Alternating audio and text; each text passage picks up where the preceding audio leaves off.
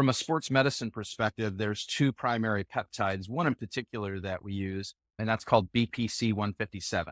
Stands for Body Okay. Protection Compound 157. It's actually isolated from the secretions of the stomach.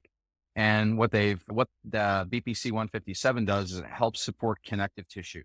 So if somebody has a soft tissue injury, which is virtually everybody that we treat, they can benefit from peptides.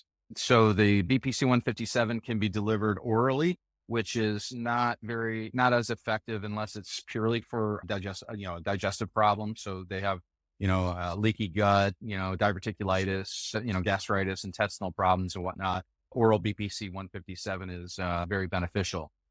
People that have Okay. celiac disease or non-celiac gluten sensitivities and things of that nature. In sports medicine, we utilize a subcutaneous injection that's given with a 30 gauge needle. It's like an insulin needle, and it's a daily injection that our nurse practitioner teaches our patients how to give themselves. And so what that does is it helps to, the overall effect is it works. Okay. To put it in your terms. So, but what it does is it helps to modulate inflammation and helps support the connective tissue. Mm. Oftentimes we'll have patients come in that, they have a actual rotator cuff tear or they have osteoarthritis and they want to get peptides. And I explained to them the peptides will be somewhat beneficial at maybe helping to control some discomfort and pain, but it's not going to heal that torn ligament or torn tendon or the arthritis.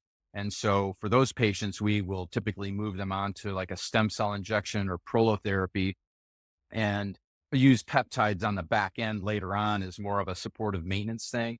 And then for any of our, 45-year-old and up athletes and guys like me trying to hang on, the BPC 157 is a great peptide for recovery. So that in combination with like some red light therapy and, those types of things are, really a good thing to help speed up that recovery process following training and Mm. competition. Awesome.